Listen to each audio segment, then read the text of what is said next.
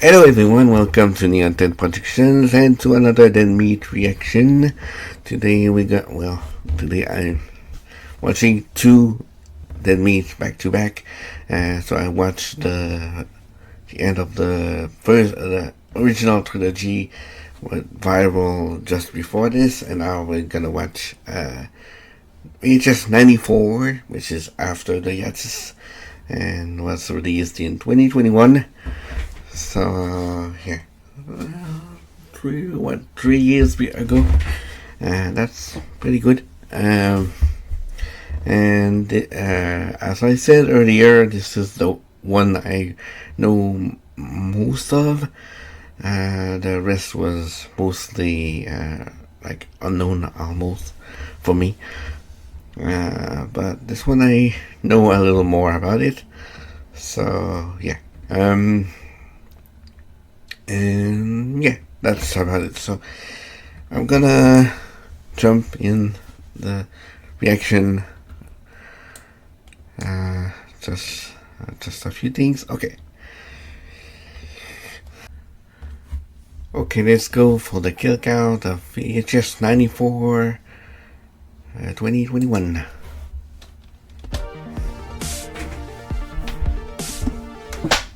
Welcome to the Kill Count, where we tally up the victims in all our favorite horror movies and show you how they were made. I'm James A. Janice. I'm Chelsea Pekka. And I'm Zoran. I have pizza anytime. Boy. And today we're looking at VHS 94, released in 2021. After the critical failure of VHS Viral, hopes for a sequel seemed slim. But 7 years later, producer Brad Miska decided to reboot the franchise. I just remember a long time ago Simon saying, like, maybe it's too soon to do VHS 3.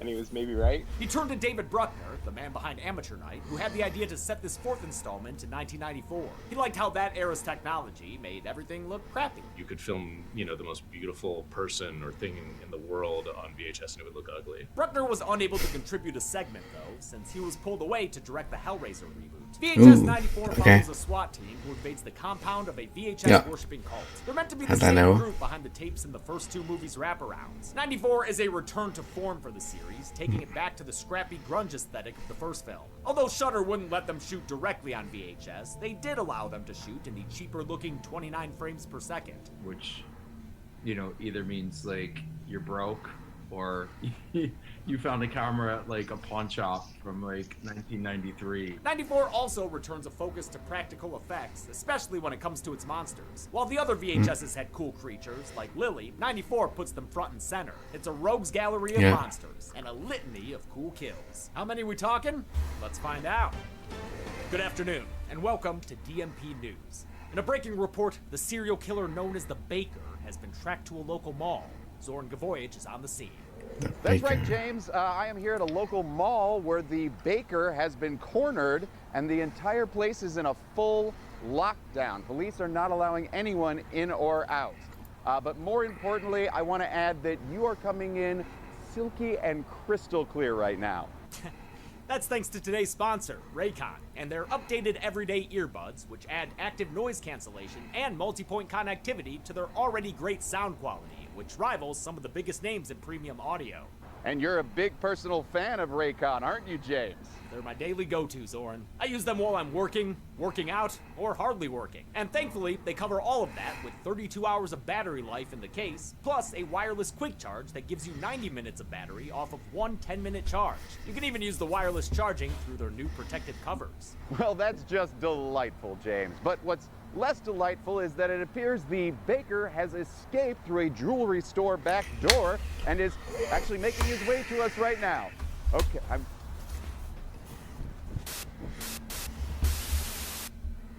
Well, I guess every kill also begins with K. And in other news, you can go to buyraycon.com/deadmeat to get 20 to 50% off. That's right, you can get up to 50% off when you use buyraycon.com/deadmeat. 1994 saw the end of Nirvana, the release of Pulp Fiction, and the Republican Revolution. How many kills did it have? Okay. Damn. Let's find out and get to them. The movie begins with a production card, and then another, and then another. And would you motherfuckers believe me if it's 7? There are 7 of them. I joke, but I do love to see people pitching together to make a movie. An eyeless lady in white is tripping balls and counting down. 5,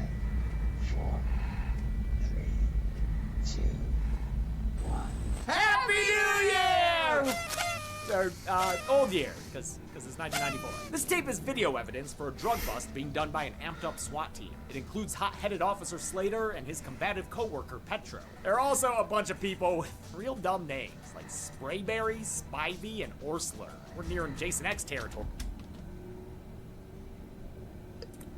What the fuck are those names? Especially Orsler. What does it mean? Cameraman Gary is documenting everything according to the officer's rules. 29-9 means erase the fucking tape. Sorry, bud, but that ain't happening in this franchise. People telling on themselves all over the place. Dumbass Dante. Gary follows the team as they raid this warehouse of horrors. There's all sorts of shit here. Check it out. All are welcome. Oh, holy shit, a talking plane! The creepy, gloopy voice over the loudspeaker talks about a signal, calling it salvation and all that shit. Ain't much salvation for the eyeless corpse they find, who will never watch another VHS again. Huh, looks like that guy's name was Tom and he worked at a video store. Or maybe they watch Viral. One of ours? Did we hire a Tom? The team ventures further into The movie would make you rip your eyes out. the compound and stumbles upon an IKEA living room display. It features a pillar of TVs and 6 more bodies, all of whom are victims of having too much screen time. As the team makes a plan, Gary zooms in on a TV screen to learn about something called the net. Millions of Americans have personal computers and can access the net for a modest monthly fee. I think I'll stick to my telephone for now. Yeah, and then those get the net, and then you won't be able to unstick yourself from them.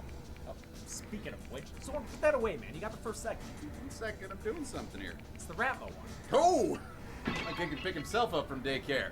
Let's go! The first segment is Storm Drain, which takes the form of a local news broadcast. The citizens of Westerville, Ohio have been catching glimpses of a sewer-dwelling creature dubbed the Rat Man. What's he looking for? This amateur sketch. And that is a great reference to the early viral video about the Mobile, Alabama leprechaun. This amateur sketch. Who else saw the Rat Man say yeah? Yeah! Storm Drain was written and directed by Chloe Acuna. It made Classic. their feature film debut the following year with Watcher, starring Micah Monroe. This segment is an excellent recreation of local news. Even though it's edited, the style and tone fit the franchise aesthetic much better than the slick documentary style of Dante the Great. Akuno took a lot of inspiration from Wreck, another found footage movie that followed a reporter. She was also influenced by the documentary Dark Days about people who live in the New York subway system. Field reporter Holly Marciano is on the scene, interviewing townsfolk who range from burnouts to Bible thumpers. Well, I believe it's a sign from Jesus.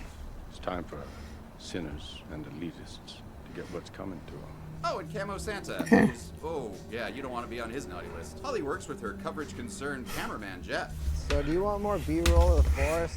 No, you're right. We need to branch out. Wouldn't want this film to get too sappy. Oh, come on. Don't tell me you're sick of more puns. It's good to be here.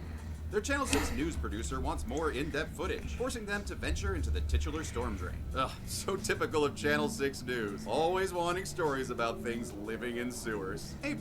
Holly, heads into the tunnel and finds evidence of a sewer slumber party. Any kids live down here? Living? No. Dying? Yes. Maybe thanks to that, Fucking clown. yeah, that guy gets it. Holly becomes inspired to do a story Pennywise? about people living in the sewer system. Like you do. And while it does seem she has some genuine concern for them, also there are some fringe benefits. Don't you want to do something that will make a difference, Jeff? That will, like, I don't know, help people? Help you. Man, those eyes are kinda crazy looking. Get your Pulitzer, right? Well, I guess that haircut isn't the only thing Holly has in common with Gail Weathers. Also, shout out to Anna Hopkins, who does a great job in this role. The news report turns into a horror short real fast as they walk deeper and deeper into the sewer. Oh, must be near Pleasant Piazza based on all the spray emotes. Healy's missing! No! They filmed a lot of this segment in a real storm drain in Toronto, making it as scary to shoot as it is to watch. We were in a real storm drain, and I always had to be the first person, like, because the camera was behind me, so I had to walk into the storm, and I was like, I don't want to do this. Akuno wanted to recreate the claustrophobic horror of The Descent, a movie that still haunts me to this day. Oh, I don't want to think about it. And felt a real storm I mean, that's fair. drain was a good way to do it. I wouldn't go back in, but it was cool. Eventually, Holly spots something. I think someone's here. You think? Because that is clearly a scary night man. Oh! As Jeff is getting more B-roll of this bedroll, he's jump scared by the Why it's been... I feel like it's... the second time I heard that reference to Always Sunny in 2 days, I think. Squishiest eye I have ever heard. I mean, man, there is such thing as too much Visine. The eye belongs to Bill, a dirty duckling of a man in need of some Dawn soap. Holly tries to get an interview, but he's pretty taciturn. So it turns out this oily boy is leaking more fluid than information. Are you sure your name's not Bosco? Bill. Okay, just checking. Things are finally creepy enough for Holly to call it quits, but not without leaving her business card. Ooh, that's nice. What is that, bone? Suddenly, she's kidnapped by an off-screen Holly hunter, and Jeff's not far behind thanks to a jump scare jump cut. Holly wakes up later, handcuffed with, what, plastic bags? Oh, come on, you could tear right through those. See? 1 second. She tries, and fails, to reason with the Mudmen, saying she can help them. Actually doing a story on you. Her offer is mocked by this motley crew's leader, that Hellfire priest from earlier. And he's played by Brian Paul, who was one of Lynn Denlin's fellow surgeons in Saw 3. Holly sees that Jeff is also being held hostage, when the more or less Morlocks bring him to a deep dark tunnel that holds the main event. It's the Rat Man, skippity-dip, yo, holy fuck, that thing's creepy. Oh, it's like a loaf of bread fucked a Calvin and Hobbes drawing. Or like a Xenomorph's love child with that Jack-in-the-Box from Krampus. Or just like a really good creature design, man. I was gonna say, was gonna do the Xenomorph reference. Love it. This non-ginger rat king actually goes by Ratma and rules over his underground rat. Except the face is literally on the front.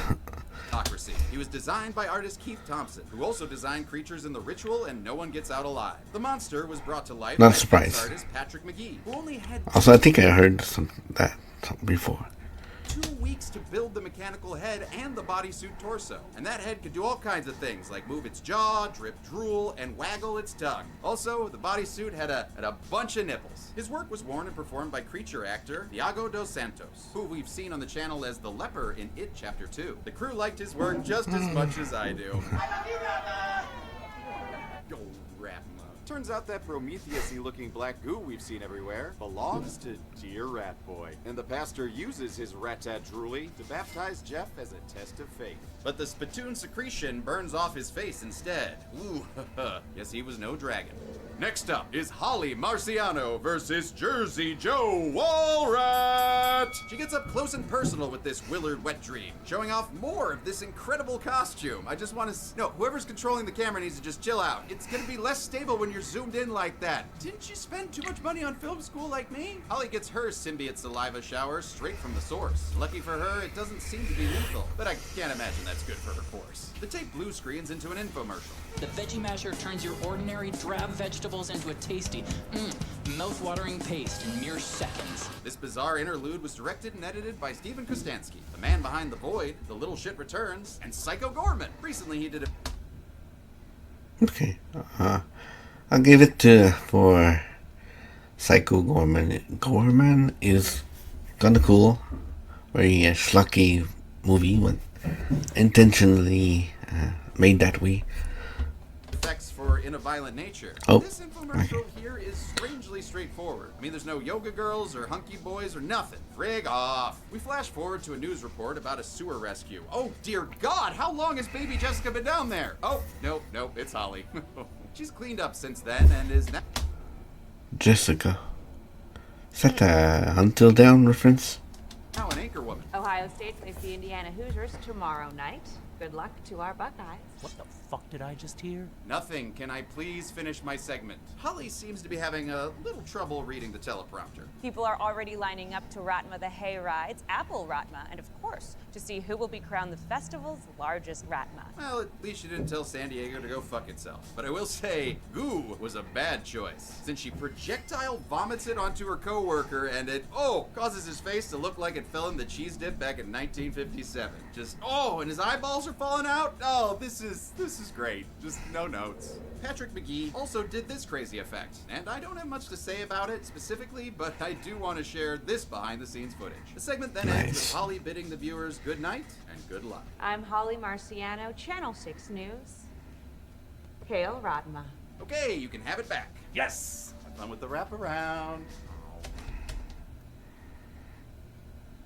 In the spooky VHS compound of doom, Petro leads Spivey and another officer named Nash down to the lower levels. They discover a makeshift church filled with bodies in the pews. But these ain't kills to count, they're kill count props. This kind of shit overflowing from my closet. Looks like the Church of Saturday Sales. This wraparound, titled Holy Hell, was written and directed by Jennifer Reeder. She was excited to create a more traditional horror story than her usual, more experimental fare. She wrote the segment around their prop warehouse location, which already had these church pews, that airplane, and a bunch of lazy boys. When it came to the VHS cult, she was inspired by David Cronenberg's Videodrome and the danger of underground cult videos. Pipe organ music plays us into the next tape, The Empty Wake. It takes place at the Jensen Funeral Home, where a wake is being held for This one is really creepy, I remember.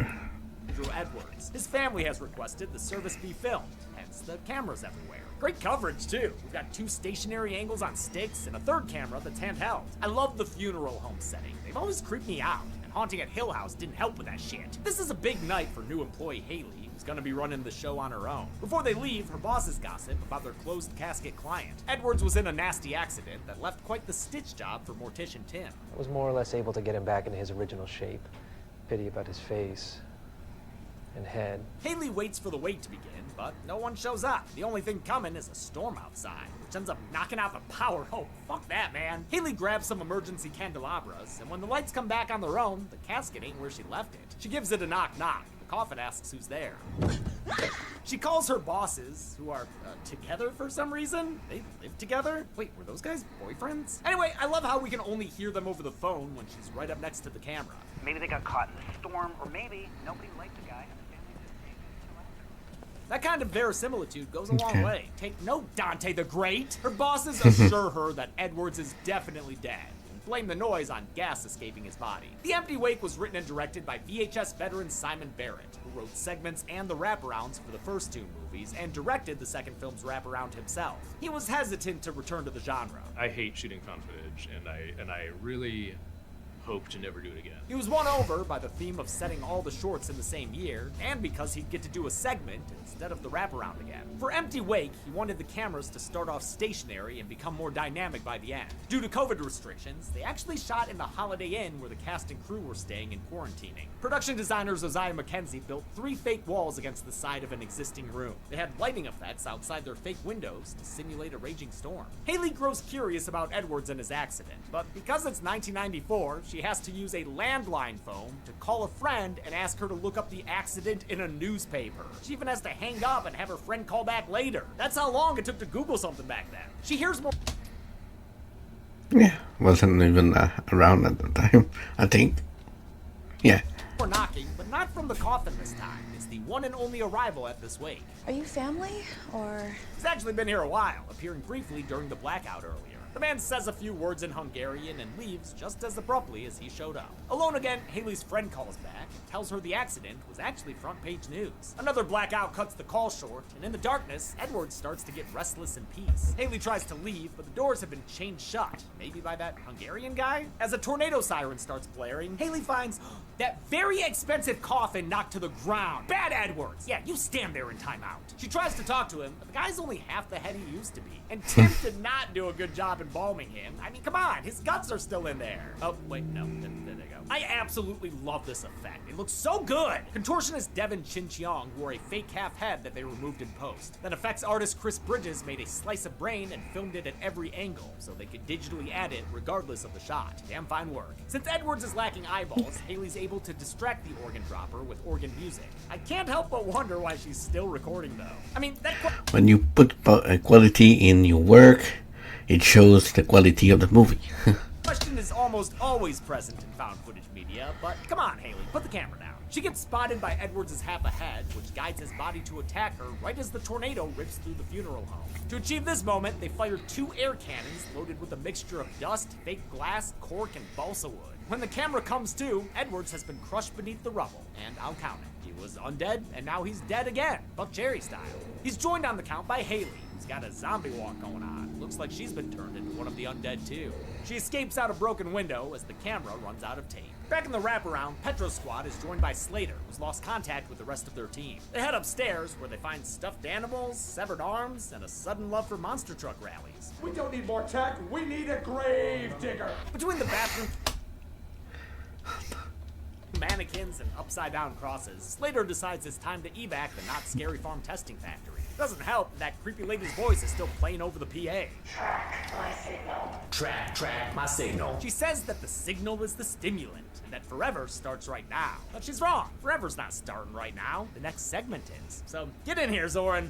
Wait, I get to do 2 segments? I'm honored. Yeah, well, we were gonna have Molly do it, but she partied too hard last night. Stupid alcoholic dog. Hey. The next. Hey, she's a good girl, okay? Don't say that about the puppy. Segment, the subject, begins with a dude who's been turned into a Toy Story spider baby. He then freaks out and bursts into flames. Another unsuccessful experiment. Gagal! Gagal! Gagalan. 2 months later, Frankenfreaky creator Dr. James Sinedra finally gets a better mic. Keberhasilan agaknya sudah di depan mata. The Indonesian scientist is making human-machine hybrids. Well, that's the one I knew about. Like I said earlier, I knew there were 2. Well, no. I know this one was Indonesian, but I didn't know the one in the second movie was also Indonesian, the one with the cult. Or as he calls them, neo-humans. Whoa.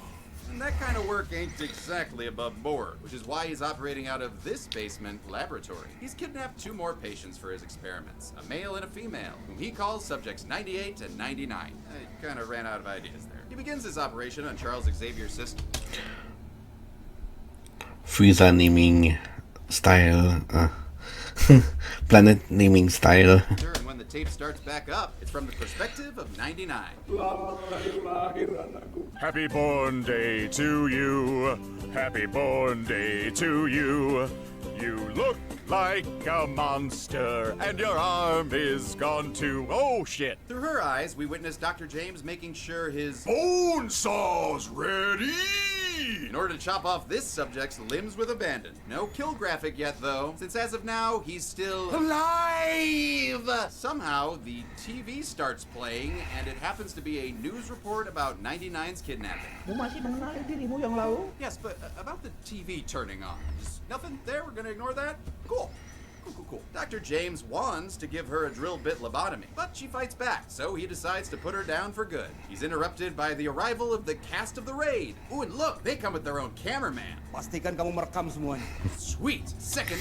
Is it the same uniform? That really looks very similar. And one that's not of dubious ethical origin. Their leader, Captain Hassan, confirms James's identity. But Or maybe it's just a standard Swat uniform for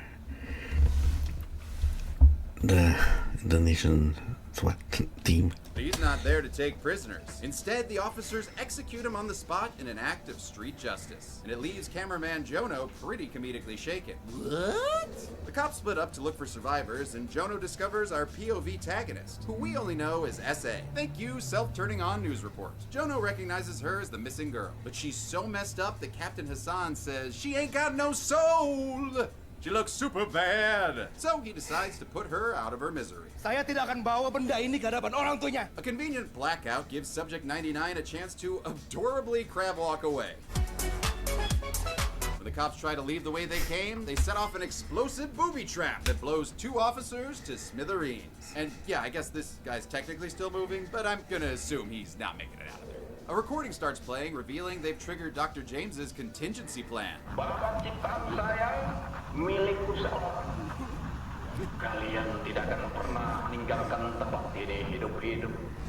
Oh god, is this a Saw thing? Is he sawing these guys? Well, I guess kind of, as Subject 98, the male one, comes back to life. He then skewers a man named Echo, leaving him an echo of his former self.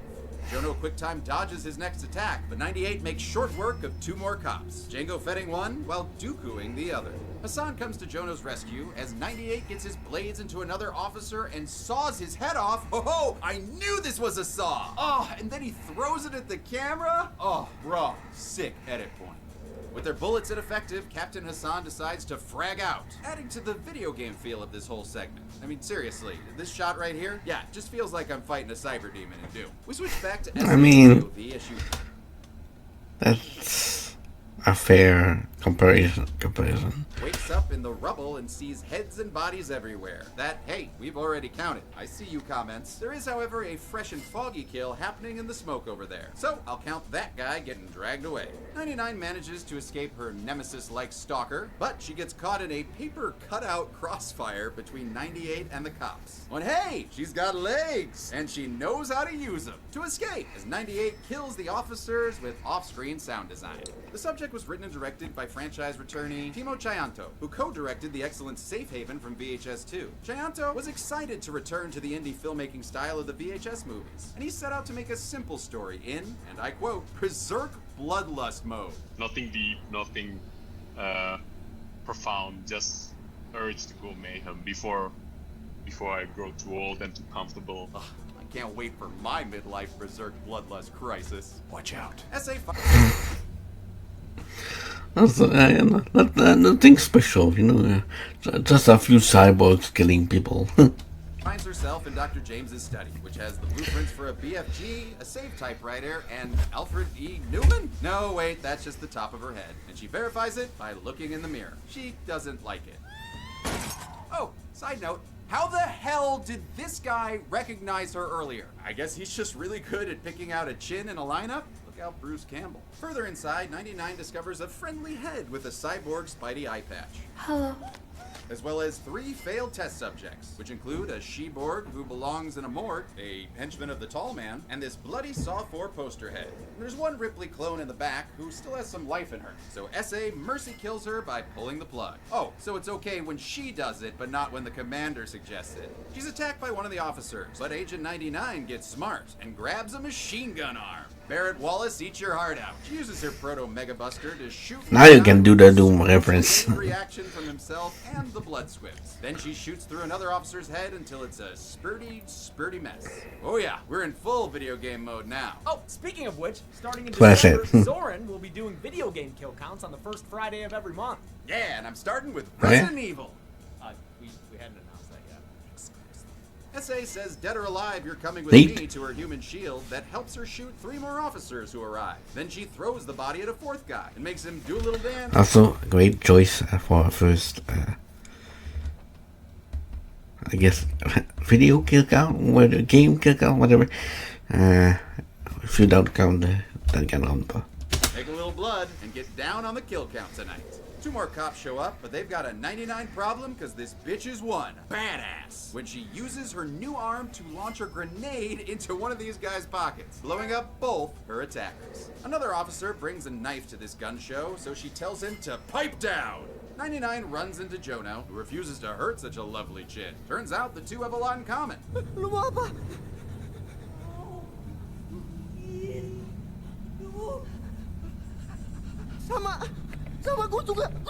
They agree to escape together, but Mad Dog Hassan has other plans. He's hell-bent on avenging his men and goes absolutely feral on SA. Or actually, maybe he's just really bad at CPR? Nope, he's ripping out her wiring and totally just voiding her warranty. Hassan's harassment is halted finally when Jono shoots his boss through the back, saving Subject 99.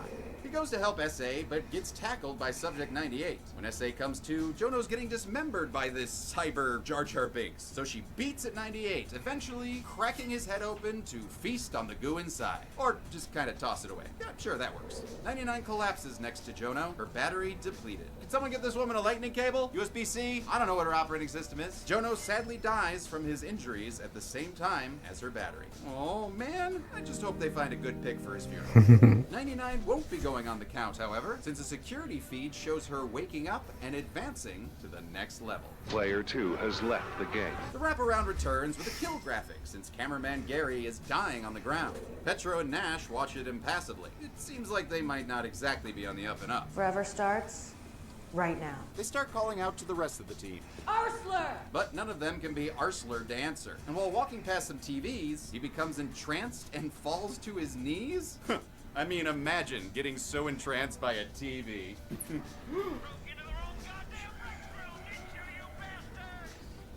Alright, my turn now. The final segment, Terror, begins with a blaring alarm. We're at a makeshift military base outside of Detroit, Michigan. Michigan. But these D-bags aren't D-Town's finest. This is a propaganda video for the First Patriots Movement Militia, a group of gun-toting white supremacists. It all feels like a Chaos Realm version of the Red Green Show. They're led by their self-described Herr Commandant Greg. Damn, Gus from Recess took a hard right turn after graduation. We will take back America. And remember, if the women don't find you handsome, they should at least find you handy. Greg, you can't just shoot into the air. What kind of example are you setting as a... Okay, now look what you've done. Michigan is weird like this. If you run into a guy in the woods with a... Must have been shooting a few ducks in the air. Flip a coin. He either practices subsistence hunting and loves his labor union, or he's a guy who knows way too much about Viking runes and is just asking questions no one else wants to ask. This short is possibly my favorite VHS segment, period. Does it help that it's set in Michigan? Yes, but I also think it feels the most like an actual video game. I Feel at home for from the 90s, and the magnetic bleed and haze is spot on. In an attic in their barn, they have a holy holding cell covered in homemade crosses and garlic, making this a strong contender for stankiest VHS location, at least until we get to Ozzy's dungeon. They're holding an unnamed prisoner whom they refer to as the Beast. They blow his brains out with a shotgun, but he doesn't get a kill graphic. This execution is a daily occurrence that's used to keep him in check. Well, at least they have a hobby. See, the Beast might not look it, but he's actually a vampire. And he technically sparkles in sunlight. If you count one giant sparkle, that's the temperature of the sun. To test this effect, they collect some of his blood and inject it into a bunny. When it touches daylight, it goes off like a killer rabbit holy hand grenade hybrid. This is like if J. Robert Oppenheimer was played by your uncle you had to block on Facebook. The First Patriots plan on using this reaction to attack the McNamara Federal Building in downtown Detroit. We detonate the abomination. That building, the real one, not whatever Toronto structure they filmed here, was actually the site of a real-life incident right after 9/11, when a federal officer was killed in the lobby by a guy who was mad he couldn't take his gun inside. This fictional attack is the first step in a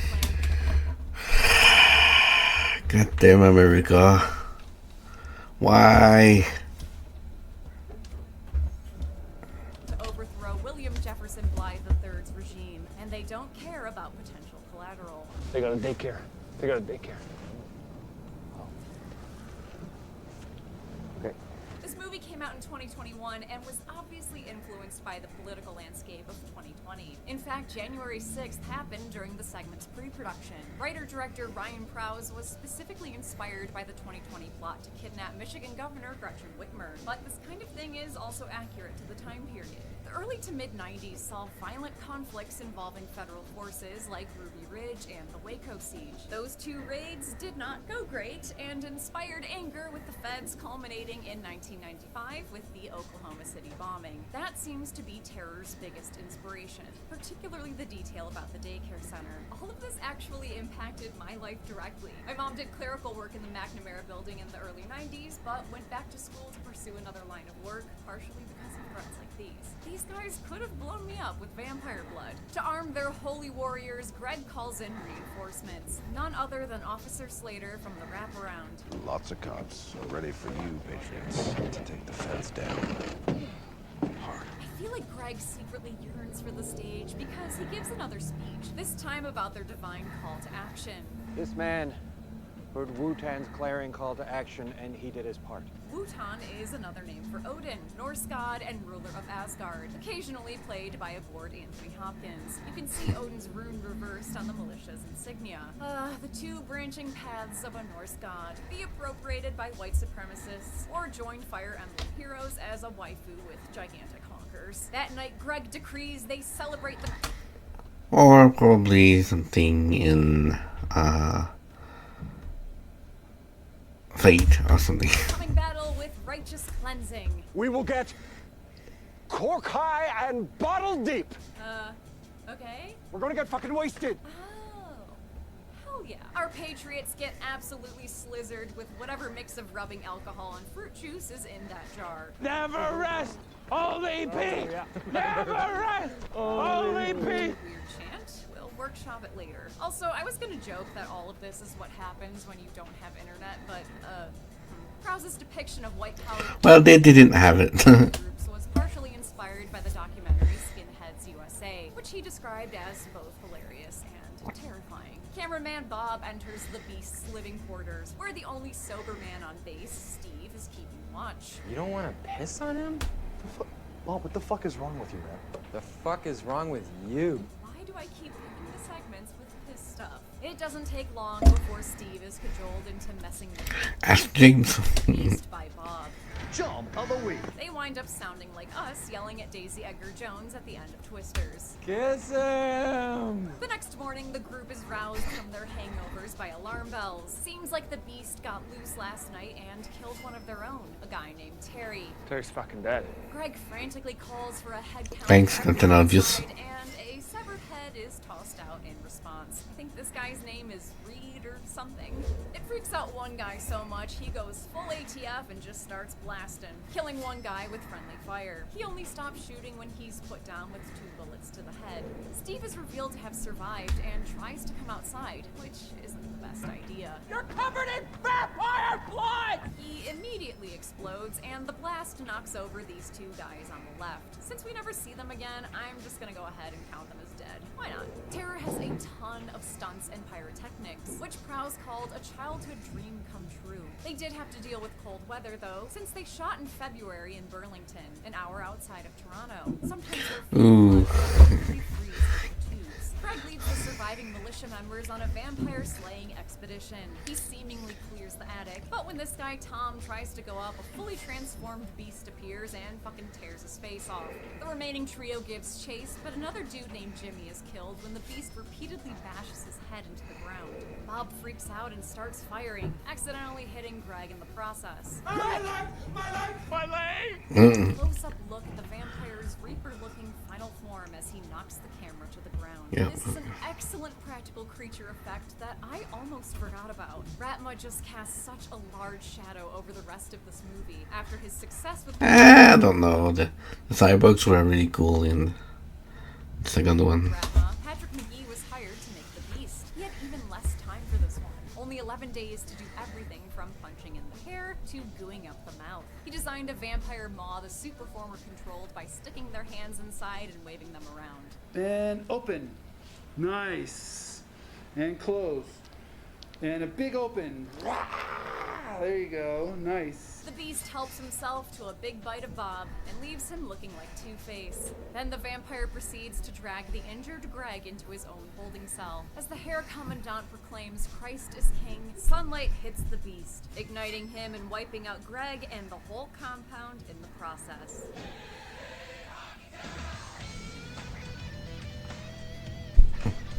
Alright, I gotta finish the wraparound. I can't stop. Detroit was mentioned. I can't stop. I know. Chelsea. I can't Chelsea, stop. for the love of God. Yep. Kwame. We return to the compound, where Spivey's been given the eye-popping treatment. Slater is tied up next to him. He's being held hostage by Petro and Nat, who reveal themselves as members of this cult that just, really loves movie night, you know? They confront him over his alt-right connections and let him know how this tape is gonna end. We're the final girls. You're our final kill. I don't love the dialogue here. It's laid on a little thick. We deal in contraband content. Strictly VHS. But I do love this kill.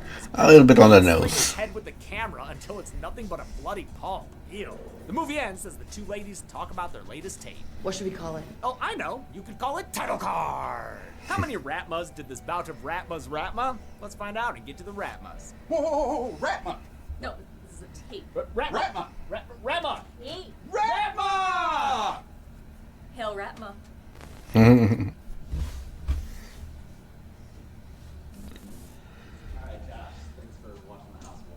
Yeah, anytime. Yeah. Enjoy the new augmented reality headset I got. I actually downloaded the game you might enjoy. Just ask it to open Josh's headset. Sure, I'll try that out while I'm waiting for my Not sus at all. So, have fun. Especially with that smile. I maybe Get that. No, I just thought that maybe we could try something. hesitate a little bit. Alright. Call me if you need anything. Alright, see you, buddy. Alright, let's see. Launch Josh's present. Welcome to Kill Counter. Cool. A game that's also my job. Great gift, James. Ready, set, out. Wait, how do I... Yeah. Huh? What the else, so I just point and... What? Oh, I can do this. Oh, and my food's here. Nice. I love this song. 3. 4. Counting makes me feel good. Yeah, I've got a Dragon Dash order for a Josh L. That's me. Oh! Ah! Ah!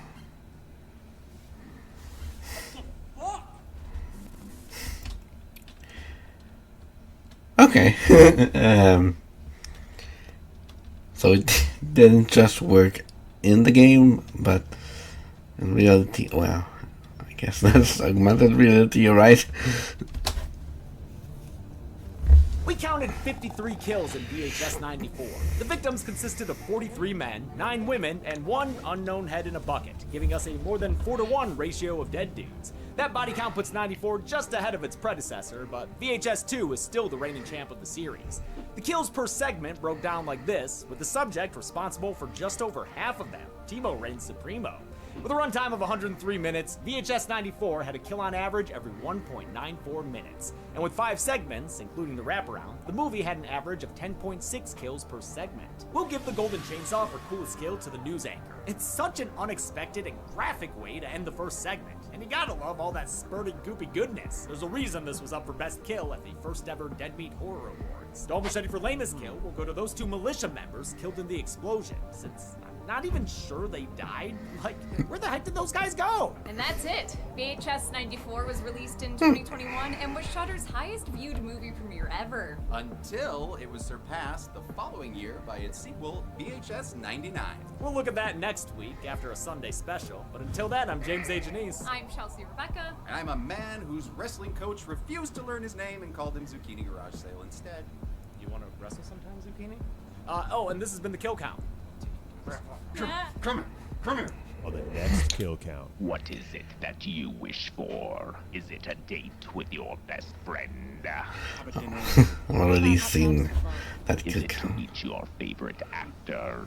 Irreplaceable. One of a kind. Perhaps it's I'd love for to. an underrated horror movie to finally be on the kill count. As you wish. Watch as an unsuspecting mortal, basketball coach, accidentally unleashes an ancient evil. Do you have any idea how crazy that sounds? The Jinn have the power to grant your wishes, but be warned, you've never had a friend like me. Forget Barbara Eden, forget Robin Williams. Be careful what you wish for, or even what you want for. You know what I'd like? I'd love to know. Because I'll count that as a wish. You don't even have to say the words, really. I'll help you get there. You basically just have to agree with me offhandedly.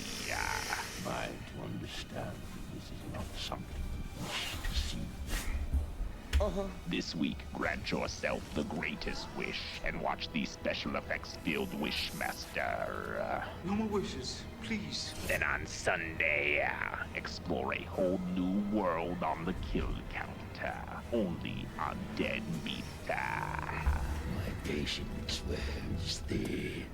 Wishmaster can currently be watched on the pictured streaming platforms. Dead Meat always recommends you watch the movie for yourself before its kill count. It's the only way to have your own properly informed opinion. Kill counts are never meant to replace the experience of watching a film. Hey, thanks a lot for watching this Kill Count for VHS 94. I like this one. This is one of my favorites. I really like this one. think it's my favorite VHS. Definitely a very strong contender in the series, and might as well talk about Josh, our employee, who was featured in this episode's To the Numbers bit. He was not actually there on set at all. Those were fake hands. Josh does not live in the same state as us, but provided the voiceover. He does all his work remotely. He's been editing for us for years and years. We've known him longer than that. Yeah, Josh was a personal friend of ours who we wound up hiring because he's just very damn good at his job. And I forced that man to draw a very large critter ball and figure out the math behind that damn thing. Josh, we often throw the giant piles of bodies, although Tim's been taking that job sometimes lately. They're like the Mythbusters B characters, you know? Like Grant and Carrie and like that crew. Thank you, Ryan Ward, for the amazing special practical effects that we had, spraying blood all over. Oh, and thank you, Johnny Birchgold, for playing our little delivery boy. We love you, Johnny. We knew we'd make you our boy. What? What? That's our boy. Thanks, everybody. Hey, yo. People. Ah, fuck. Oh, I'm sorry.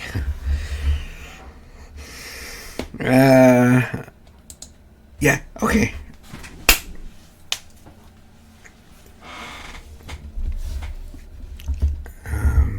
Yeah, really good. Yeah, I liked it a lot. Also, like I said, the only one I knew or saw before, and yeah, probably my favorite too. The second one seemed more grounded, at least to some degrees. This one was more like over the top with the segments, especially the second one. But yeah,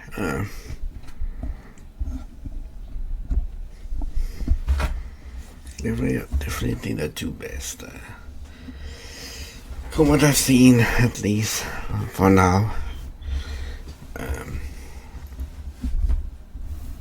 Yeah.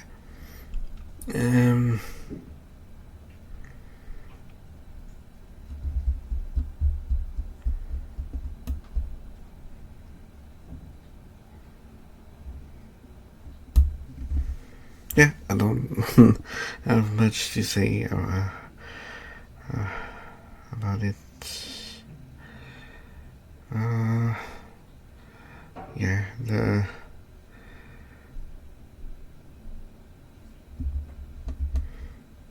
our words were correct.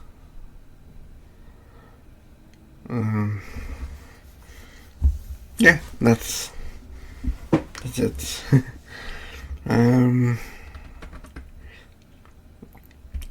It really shows that it was almost an hour, more than an hour actually, of recording back to back.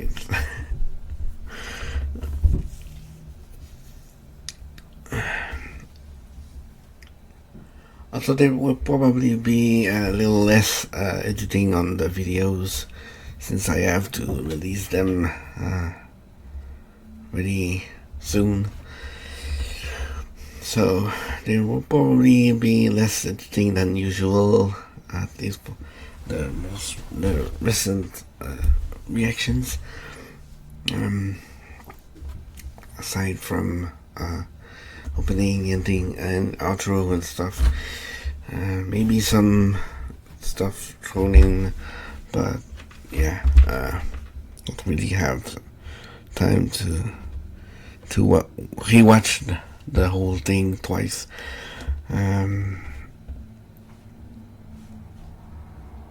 So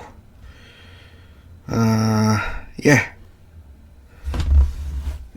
Anyway, don't forget to support and subscribe to The Meat. The links will be in the description for the video and the channel. Also, the channel itself is usually linkable by the title of the video.